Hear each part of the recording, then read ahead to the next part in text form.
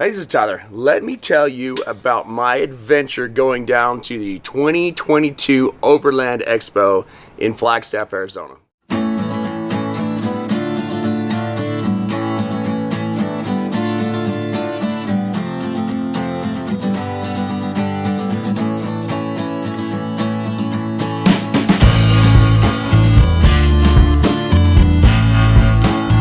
So I had this plan a couple years ago where I was going to show how an average person could buy a dirt cheap vehicle and build it into an Overlander. I bought for $500 and a Isuzu Trooper. I spent about 10 months building it. It's still not quite done. I've got a couple odds and ends I need to do to it, but I lifted it, I locked it, I put a winch on it, put a bumper on it, put stereo system, rebuilt the whole inside,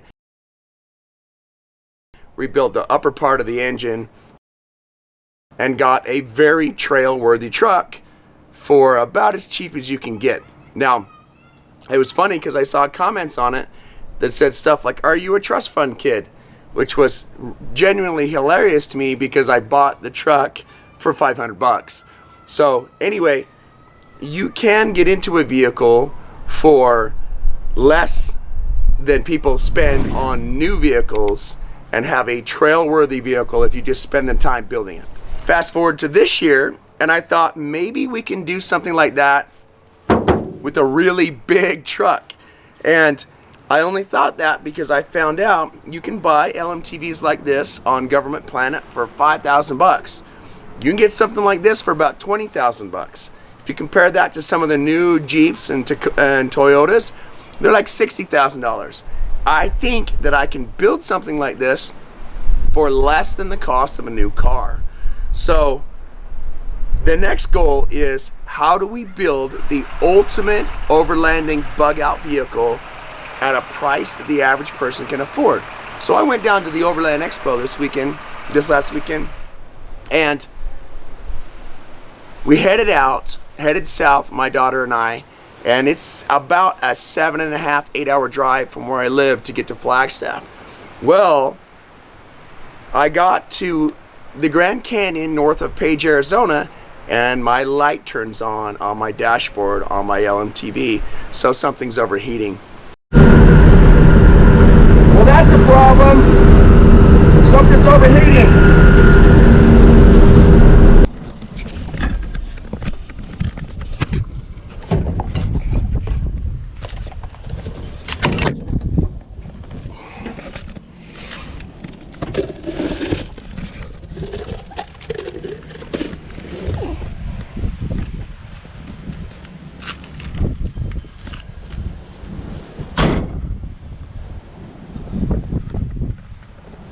Okay, so it's a little windy. So I was driving along, something smelled a little bit funny, and that always scares me a little bit. I thought it was brakes, but then the engine fan stopped turning on and it started to overheat. Happens. All right, so looking underneath that, I thought I might have blown out a belt. But nope, they're right here. What I'm wondering is maybe the fan clutch has gone out. I don't know. So I'm gonna have to make some phone calls. If I can get the temperature down a bit, we can drive only 16 miles to another city where there's actually mechanics available to help me diagnose this. But right now, we are gonna overheat if we keep going. So that's fun. That freaked me out a little bit because it was about 98 degrees outside. It was very hot.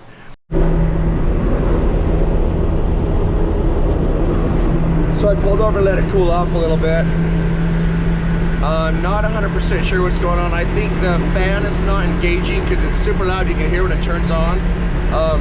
I thought I maybe lost a belt. It's still got a belt. Maybe the fan clutch is going out, I'm not sure. So I'm gonna try to go to the next town, which is Page, see if they're is some sort of a diesel mechanic. There is a diesel repair shop in Flagstaff, but that's like 100 miles away, so that's a problem. All right, worst case scenario, we're gonna be limping it like one leg at a time, drive and then cool off, and then drive and then cool off, and just pay super close attention to the heat. Maybe if I can keep my miles per hour down, it won't overheat and the fan won't have to turn on. We will see. Hey man, if something doesn't break, it's not an adventure, right?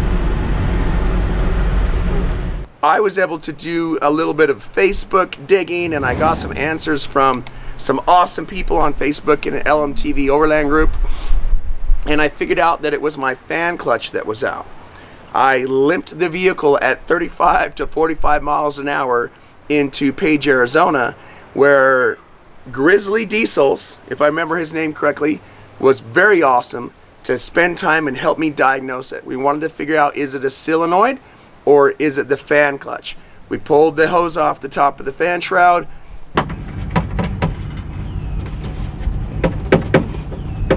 Did it go? No air. No air at all? Yeah. So it's not getting air at all. So what's that attached to?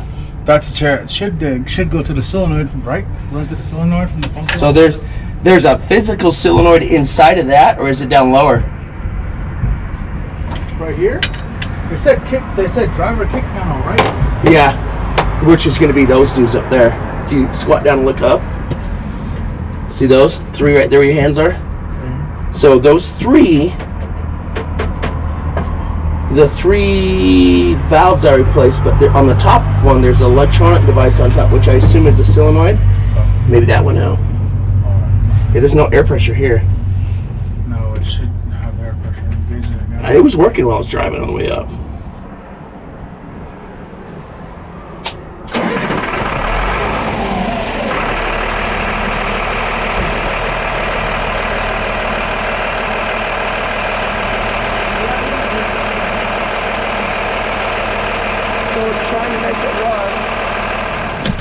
All right, so we're in Page, right?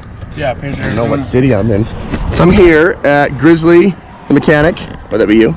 Yes, sir. The man with the plan. And we got looking at this thing, and evidently it is a fan clutch, right? Yeah, mechanical fan clutch. So what's it supposed to be doing? It's supposed to engage as soon as it warms up. It's a mechanical, but it spins freely. So I just gotta go find, you know where I can find one, or how long stuff like that take? best bet's in Flagstaff, Arizona. Which is like how far? Is it 100 miles? Almost 2 hours away, but 120 miles. Probably like 3 hours at the 35 miles an hour. Yeah. I'll be going. Yeah. So, all right. Well, I appreciate that. If you guys are interested, he's been really helpful. Right there's his phone number. Come check him out if you broke down. Yeah, I appreciate it. We specialize in power strokes. Yeah, it's, but diesel, whatever. you know, something like this, not too far off. So at a minimum, just getting a diagnosis is helpful for me, because now I know I got to find the part, go get it, and just install the thing. And a lot of places are usually months out, which is okay.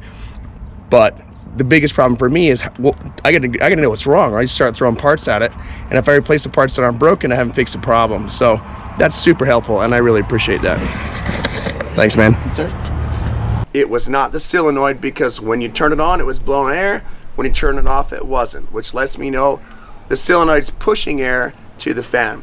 I plugged that back in and was able to have it in gear and spin the fan freely. Therefore, the clutch was not engaging properly. So I then drove another 35 to 40 miles an hour across the desert to keep the temperature down. So we're rolling again. I checked the solenoid. It was not the solenoid, because it is blowing air when it runs. So that's functioning.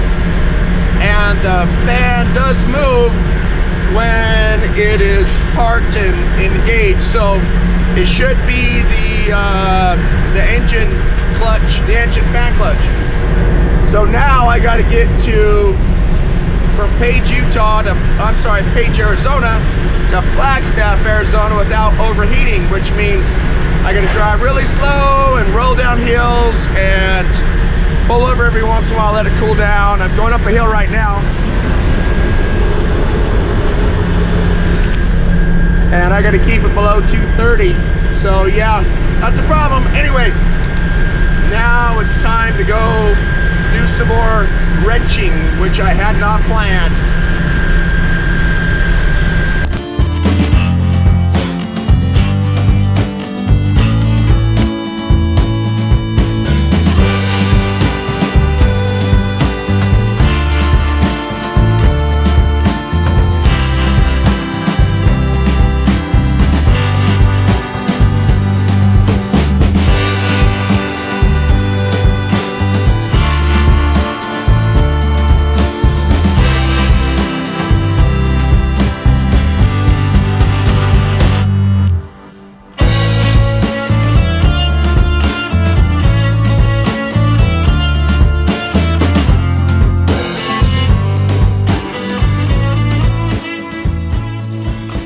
Into Flagstaff, Arizona, and stopped at Rush Auto Parts. We almost didn't make it up that hill. It was redlining it. But we're at 7,200 something elevation, and that's good because now I can go downhill and cool off. My fan clutch on my engine went out. We checked the solenoid, it's not the solenoid. And I'm really hoping that's Flagstaff because I'm rolling in on one wing and a prayer here. So we'll be all right. We're going downhill. If I let it just idle downhill, you'll see it sucks the heat right out of the engine, which is good.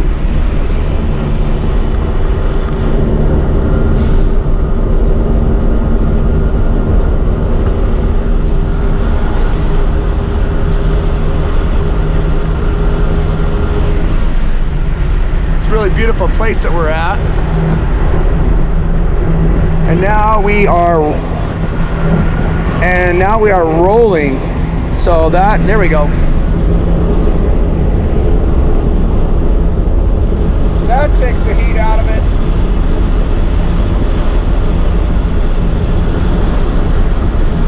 Just rolling down a big hill at high altitudes like vacuums the heat right out of the engine. It's awesome. If only I had a fan to do that for me. All right, we weren't sure exactly which one, so I got two. Yeah, that sucks. All right, let's go get one of these in and make it work, and then I can come return the other one. Okay, there they are. There's the tools, water, lots of water, and time to get on this. So, the guy over at Rush Diesel, who was pretty cool here in Flagstaff, said I can basically reach in here and do this by hand, which is totally gonna suck, but I'm gonna try it because I don't want to have to deal with pulling this whole shroud off. So I'm gonna pull the bolts off the front, disconnect the hose, pop this, there's some Allen wrenches inside of the fan clutch, disconnect those, pop that out, and then hopefully I can have access to this. I don't want to film that whole thing, so I'll be back. What a mess. Okay. The two different sized fan clutches they gave me did not work, were not the right parts. I sent pictures back to them with what the right fan clutch is. Now that I'm at Napa and stuck, can't really drive anywhere because I got all pulled apart underneath me, and it's getting late, so I'm gonna go to a hotel and figure this out in the morning. Yeah, let's see what happens tomorrow. Bye. Rush tried hard. They were very helpful. The problem is that they gave me two of the wrong fan clutches, and I drove over to Napa and parked it there for 2 days where I pulled the first fan clutch off, so now I can't really drive it around, and wasn't able to install the other two. So I got a hotel, spent the night, and the next morning Rush came through. Matt, thank you, you're awesome if you were watching this, and found the right part for me at a distributor down in Gilbert or Mesa, Arizona. So I rented a car, drove for 5 hours with my kid to Mesa, Arizona, to Gilbert, Arizona, got the part, and came back. It was 5 hours round trip.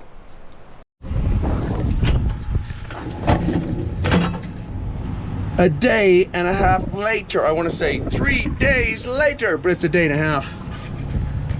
Oh, hopefully this is gonna work. All right, I'm gonna make this work.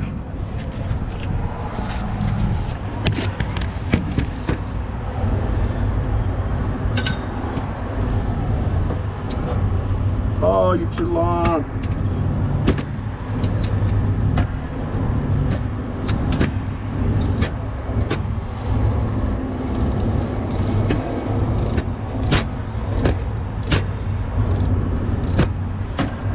Was able to install the fan clutch and get to the Overland Expo. Now, the cool thing about the Expo is there's a ton of people that I have watched their videos on YouTube, their builds that have motivated me to do stuff like this, that I had the privilege of interviewing. So this video, in conjunction with the next few videos, hopefully, will be all of their interviews and all of the stuff that I learned at the Overland Expo. All right, guys, this is something the average person can do. Hopefully this is valuable to you. If you have questions or comments, leave them down below. And thank you for watching.